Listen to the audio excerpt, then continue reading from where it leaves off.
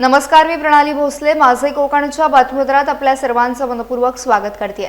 बातमीपत्राला सुरुवात करण्याआधी पाहूयात हेडलाईन्स.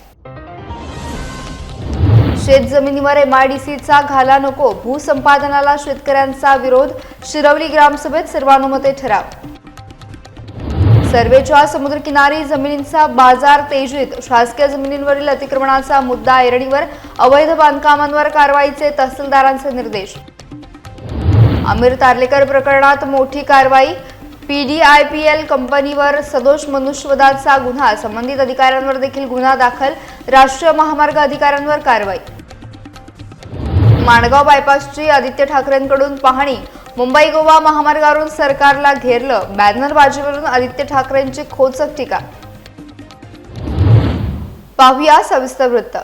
तळोजा एमआयडीसीच्या विस्तारासाठी शेतजमिनी संपादित करण्याच्या हालचाली सुरू झाल्यानं महोदर आणि चिंचवली तर्फे तळोजे परिसरातील शेतकरी आक्रमक झाल्यात.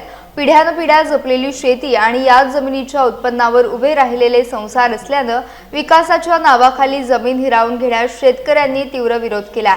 विस्तारित अतिरिक्त तळोजा औद्योगिक क्षेत्राच्या टप्पा क्रमांक 2 साठी मौजे महोदर आणि चिंचवली तर्फे तळोजे येथील क्षेत्र एमआयडीसी साठी संपादित करण्यासंदर्भात अधिसूचना प्रसिद्ध करण्यात आली आहे. या अधिसूचनेमुळे शेतकऱ्यांच्या चिंतेत भर पडली आहे.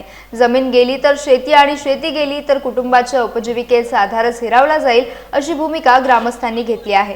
याच पार्श्वभूमीवर ग्रुप ग्रामपंचायत शिरवलीच्या विशेष ग्रामसभेत भूसंपादनाविरोधात सर्वानुमते ठराव मंजूर करण्यात आला. प्रस्तावित भूसंपादनाची अधिसूचना तात्काळ रद्द करावी आणि शेतकऱ्यांना न्याय द्यावा, अशी मागणी पनवेलच्या उपविभागीय अधिकाऱ्यांकडे निवेदनाद्वारे करण्यात आली आहे. संघर्ष समितीचा या एमआयडीसी टप्पा नंबर 2 मध्ये औद्योगिक क्षेत्रामध्ये जी बाधित होणारी गावं आहेत त्यामध्ये मोदर, शिरवली, उत्तरपाडा, चिंचवली आणि शेजारी चिंद्रण आणि बाकी इन्व्हेस्टर आज शेतकऱ्यांच्या जमिनी घेण्यासाठी ही एमआयडीसी तरफडते आणि शेतकऱ्याला देशदडील लावण्याचा हा प्रयत्न जो सरकारचा चाललेला आहे. म्हणून त्या सरकारच्या प्रयत्नाला विरोध करण्यासाठी आम्ही आज शेतकरी सगळे एकवटले आहोत. सगळे गरीब शेतकरी आहेत, कष्ट करणारे, त्यांची उपजीविकेचं साधन म्हणजे शेती आहे. त्या शेतीवर अवलंबून त्यांचं उपजीविका असल्या कारणामुळे आज त्यांची शेती गेल्यानंतर पुढच्या पिढीचं भवितव्य धोक्यात जाऊ नये, ते त्यांचं भवितव्य उज्ज्वल हो या दृष्टिकोनातून आम्ही शेतकरी एकवटलेला आहोत आणि म्हणून या प्रकल्पाला आम्ही विरोध करत आहोत, जेणेकरून इथला शेतकरी संपला जाईल आणि शेतकरी हा जमिनीचं नाव उडल्यानंतर इथं शेतकरी बेघर होईल. म्हणून ह्या प्रकल्पाला आमचा ठामपणे इथे शेतकऱ्याचा विरोध आहे. शासनाचा जो GR पडला 12 जून 2026 रोजी की ह्या जमिनीच्या एमआयडीसी टप्पा 2 चिंचवली मोदर या भागातील ज्या जमिनी आहेत त्या जमिनी शासन एमआयडीसी टप्पा 2 साठी ते अधिग्रहित करत आहेत. परंतु हे होत असताना आम्हाला शेतकऱ्यांना कोणत्याही पद्धतीचा विश्वासात न घेताना हा परस्पर जो प्रकल्प आहे तो आमच्या शेतकऱ्यांच्यावर लादण्यात आलेला आहे. कारण कोणतीही माहिती आम्हाला नसताना शासनाच्या माध्यमातून नैनाचे जे अधिकारी होते ते या ठिकाणी सर्वेला आले आणि त्यावेळेला आम्हाला कळलं की आमच्या या जमिनी आहेत चिंचवली, मोदर, शिरवली या विभागातील त्या एमआयडीसी साठी त्यांनी त्या अधिग्रहित करण्याचं त्यांनी ठरवलेलं आहे. म्हणजे हा एक प्रकारची हुकुमशाही आहे. म्हणजे शेतकऱ्यांना तुम्ही विश्वासात घ्या, विश्वासात न घेताना जी केलेली कोणती कृती आम्ही शेतकरी कोणत्याही पद्धतीत ती सहन करणार नाही. कारण शेती हे आमचे खरोखर एक उदरनिर्वाहाचं साधन आहे. बहुतांशी शेतकरी लोक जे आहेत ते शेतकरी व्यवसाय करत असतात आणि आमच्या भावी पिढीचं एक ते महत्त्वाचं साधन आहे. म्हणजे पुढची जी पिढी आहे ती शेतीवर जगणारी पिढी आहे. म्हणून शेतीला आमचा या प्रकल्पाला पूर्णपणे विरोध आहे. आम्ही संपूर्ण शेतकऱ्यांच्या अनेक वेळा मिटिंग घेतलेल्या आहेत की शासनाने हा जो लादलेला जो प्रकल्प आहे तो कोणत्याही पद्धतीत आम्ही सहन करणार नाही आणि संपूर्ण शेतकऱ्यांच्या अनेक वेळा मिटिंग झाल्या आणि शासनाच्या या धोरणाविरुद्ध आम्ही लढा देण्याचं ठरवलेलं आहे आणि पूर्ण या प्रकल्पाला आमचा संपूर्ण शेतकरी वर्गाचा विरोध आम्ही या ठिकाणी आज प्रकटपणे जाहीर करत आहोत.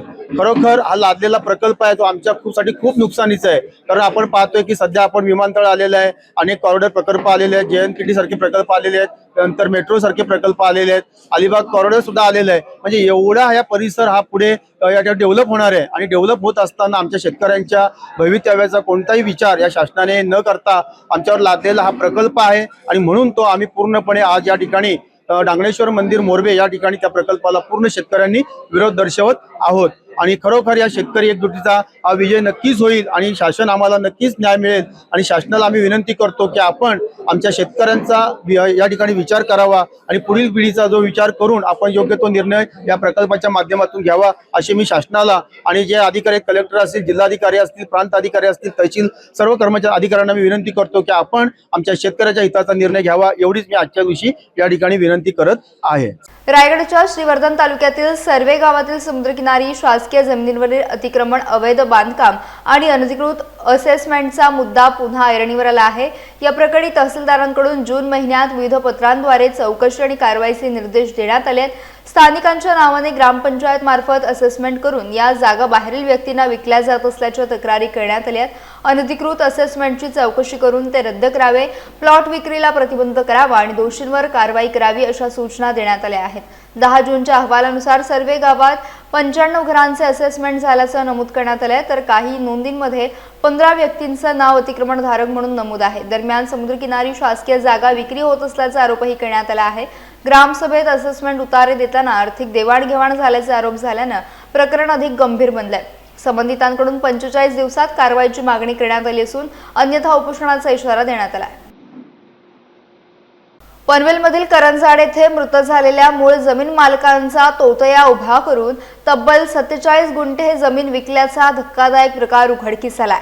एका जमीन व्यवहारातून 2,29,40,00,000 रुपयांची फसवणूक झाल्याचं पोलिसांनी सांगितलंय। या प्रकरणी पनवेल शहर पोलिसांनी 4 आरोपींना अटक केली आहे। करंजाड येथील सर्वे क्रमांक 81/2 मधील जमीन नाथन एलियाहू चिंचोलकर आणि शालोम चिंचोलकर यांच्या मालकीची होती। दोघेही इस्रायलमध्ये स्थलांतरित होते। पोलिसांच्या तपासानुसार आरोपींनी त्यांच्या नावानं तोतया व्यक्ती उभ्या करून बनावट ओळखपत्रांच्या आधारे जमीन विक्री केली। या व्यवहारात प्रशांत पाटेकर आणि त्यांचा मुलगा श्रेयश पाटेकर यांच्याकडून रक्कम घेण्यात आली। गुन्हा दाखल झाल्यानंतर मुख्य आरोपी फरार झाला होता। तब्बल 5 महिन्यांच्या तपासानंतर गोव्यातून आरोपींना ताब्यात घेण्यात आले। या प्रकरणात आणखी कोणाचा सहभाग आहे का याचा तपास सुरू आहे। 113/26 गुन्हा क्रमांक 113/26 पनवेल शहर पोलिसांनी इथे चौकशी करून हा गुन्हा दाखल केलेला आहे। या गुन्ह्यामध्ये 2 इस्रायली नागरिक मयत झालेले असतानाही त्यांच्या जागेवर बनावट लोक उभी करून खरेदी करण्यात आलं आणि ती जमीन बळकावली गेली। त्या संदर्भामध्ये हा गुन्हा दाखल आहे। सदर गुन्ह्यामध्ये 5 लोक आतापर्यंत अटक केलेली असून 2 अजून आरोपी अटक करणे बाकी आहे। ही जमीन एकूण 47 गुंठ्याची असून 2,30,00,000 रुपये किमतीची ही एकूण जमीन आहे। यामध्ये 2 इस्रायली नागरिक जे मयत झालेले आहेत त्यांच्या नावावर बनावट लोक आधार कार्ड, पॅन कार्ड तयार करून त्यांच्या नावाची उभे करून खरेदी करून असा गुन्हा हा झालेला आहे। अजून 2 आरोपी आम्ही त्यामध्ये पाहिजे आरोपी आहेत ज्यांनी त्या आरोपींना मदत केलेली आहे। त्यांचा आम्ही शोध घेत आहोत। लवकरच त्यांना अटक करून दोषारोपपत्र सादर त्यांचेही नातेवाईक आमच्या समोर आलेले, त्यांनाही आम्ही साक्षीदार केलेले आहे। पेण तालुक्यातील नाणेगाव वरवणे रस्त्यावर खैर वृक्षांची अवैध तोड करणाऱ्यांवर वन विभागाने कारवाई केली आहे। 25 ऑगस्ट रोजी मिळालेल्या गुप्त माहितीनुसार वन विभागाच्या पथकाने अंतिम संपादित गट क्रमांक 68 येथे पाहणी केली। यावेळी काही व्यक्ती खैर प्रजातींच्या झाडांची तोड करून लाकूड वाहनात भरत असल्याचे निदर्शनास आले। मात्र वन विभागाच्या पथकाची चाहूल लागताच संशयित व्यक्तींनी जंगलाच्या दिशेने पळ काढला। घटनास्थळी तपासणी केली असता वाहनात खैर प्रजातीचे 4 नग एकूण 0.101 घनमीटर लाकूड आढळून आले। तसेच वृक्षतोडीसाठी वापरण्यात येणारे कटर मशीनही जप्त करण्यात आले। वन विभागाने वाहन आणि मुद्देमाल ताब्यात घेतला असून पुढील चौकशी सुरू आहे। ही कारवाई उपवन संरक्षक उमेश वावरे आणि सहाय्यक वनसंरक्षक जावरे यांच्या मार्गदर्शनाखाली करण्यात आली।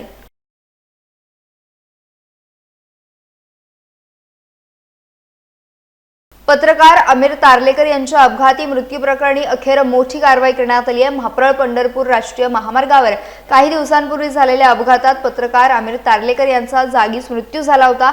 या अपघातानंतर संपूर्ण विभागात शोककळा पसरली होती। अपघातास कारणीभूत ठरलेल्या स्विफ्ट कार चालक गणेश धन्यकुमार देवकाते राहणार सोलापूर याच्या विरोधात भारतीय न्याय संहिता आणि मोटार वाहन कायद्यानुसार गुन्हा दाखल करण्यात आला। मात्र रस्त्याच्या परिस्थितीला जबाबदार असलेल्या संबंधित अधिकाऱ्यांवर आणि ठेकेदार कंपनीवर कारवाई करण्याची मागणी करण्यात आली होती। धारावी आणि इतर विभागातून बहुजन समाजाने एकत्र येत महाड MIDC पोलीस ठाण्यात सदोष मनुष्यवधाचा गुन्हा दाखल करण्याची मागणी केली होती। या मागणीनंतर महाड MIDC पोलिसांनी राष्ट्रीय महामार्गाशी संबंधित अधिकारी आणि PDIPL कंपनी विरोधात भारतीय न्याय संहितेच्या कलम 105 अंतर्गत सदोष मनुष्यवधाचा गुन्हा दाखल केला आहे। या प्रकरणाचा पुढील तपास महाड MIDC पोलीस करत आहेत। गेल्या वर्षभरापासून पाण्यासाठी वणवण करणाऱ्या माणगाव तालुक्यातील काकळ आदिवासी वाडीतील नागरिकांना अखेर मोठा दिलासा मिळणार आहे। ग्रुप ग्रामपंचायत काकळ अंतर्गत येणाऱ्या या आदिवासी वाडीतील जलजीवन मिशन अंतर्गत बंद असलेली पाणी पुरवठा योजना आता पुन्हा सुरू होणार आहे।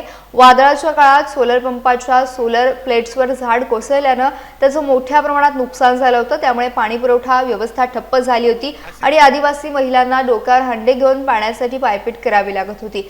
ही समस्या माजी पंचायत समिती सदस्य तथा भाजप महिला मोर्चा तालुका अध्यक्ष रचना थोरे यांच्या निदर्शनास आल्यानंतर त्यांनी पाठपुरावा केला। शासकीय निधी उपलब्ध होण्यात अडचणी असल्याने त्यांनी हा प्रश्न लायन्स क्लबचे रायगड डिस्ट्रिक्ट गव्हर्नर संजय सूर्यवंशी यांच्याकडे मांडला। त्यानंतर अंशुल स्पेशलिटी मॉलिक्युल्स कंपनीने सुमारे 3 लाख रुपयांचे सोलर प्लेट्स आणि आवश्यक साहित्य उपलब्ध करून दिले। त्यामुळे पाणी पुरवठा योजनेचं काम आता सुरू झालं असून आदिवासी कुटुंबांना लवकरच पाण्याचा दिलासा मिळण्याची आशा आहे। संस्था आता सेपरेट आलेला आहे, सरकारी निधीतून नाही आणि त्यांनी हे मेहनत करून तो सोलर त्यांना आदिवासींना आलेला आहे। त्याच्याबद्दल मी त्यांचे आभार मानतो। आणि आपल्या ज्या पाण्याचे पॅनल त्याच्यावरती झाड पडून त्यांची नुकसानहानी झाली होती त्याचा पाठपुरावा आपले भारतीय जनता पार्टीचे रायगड जिल्हा युवा मोर्चाचे अध्यक्ष निलेशजी थोरे साहेबांनी त्याचा पाठपुरावा करून ते आज या ठिकाणी बसवण्यात येत आहेत आणि ते बसवत असताना बऱ्याचशा लोकांनी प्रयत्न केले की त्या ठिकाणी हे पॅनल बसूच नये यासाठी देखील प्रयत्न केले, परंतु तिथे कुणाची टप चालली नाही। परंतु थोरे साहेबांनी तिथे आश्वासन दिला होता आदिवासी वाडीला की जे ते तुम्हाला शब्द दिला आहे तो शब्द मी पूर्ण करणार, त्याच्यामध्ये एक मात्र तिलसुद्धा मात्र कमी पडणार नाही। आणि त्याच शब्दावरती आज आदिवासी वाडीतले आमचे सगळे ग्रामस्थ असतील ते एका शब्दावरती ठाम राहिले। भले 3-4-5-6 महिने गेले, परंतु तो काम आपले निलेशजी थोरे साहेबांनी यशस्वीपणे केलेलं आहे। त्याचे मी या ठिकाणी त्या कामाच्या निमित्ताने थोरे साहेबांचे आणि काकळ आदिवासीवाडी यांचे मी मनापासून आभार मानतो। वंदन करून भारतीय तत्त्व शिल्पकार बाबासाहेब आंबेडकर यांच्या पवित्र वंदन करून आमच्या या गावदेवी मातेला स्मरण होऊन आज जो आजचा दिवस आहे त्या दिवसासाठी माननीय निधी थोरे साहेबांनी किती प्रयत्न केले असतील ते फक्त मला माडिक साहेबांना माहिती असतील। आणि त्या प्रयत्नातून आज आपण सोलर तिथं आपण हजर केलेले आहेत। आणि नेता कसा असावा, नेत्याची पकड कशी असावी, कार्यकर्ते कसे सांभाळावे ते निलेशजी थोरे साहेबांकडून शिकावं। आणि खरोखरच मला एक अभिमान वाटतो साहेब, त्या सोलरसाठी आपण एवढं प्रयत्न करून तुम्ही सोलर आणला तर आदिवासी वाडी आपल्यावर आज पण ठाम आहे, ठाम पुढे सुद्धा राहीलच आणि त्यात काय दुबाधा होणारच नाही। कोणी कितीही कार्यकर्ते आले, किती कार्यकर्ते केले, या सोलरसाठी कितीतरी त्यांनी प्रयत्न केले, ते कोणतं नाव घेत नाही, कुठल्या पार्टीचं नाव घेत नाही, पण असं ह्या स्कीमसाठी कुठंच निधी भेटत नाही। माननीय निधी थोरे साहेबांनी त्यांच्या माध्यमातून त्यांच्या संस्थेतून एवढी मोठी 3-4 लाखाची जे प्लेटी आणल्या त्याच्यामध्ये त्यांचे मी धन्यवाद देतो।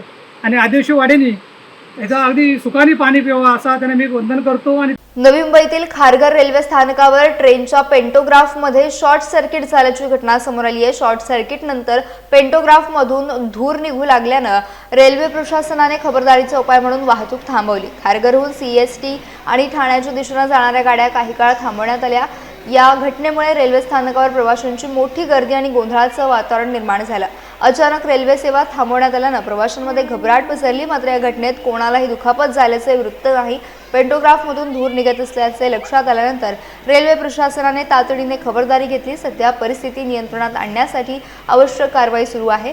रेल्वे वाहतूक पूर्ववत करण्यासाठी प्रशासनाकडून प्रयत्न करण्यात आले असून या घटनेमुळे प्रवाशांना काही काळ गैरसोयीचा सामना करावा लागला.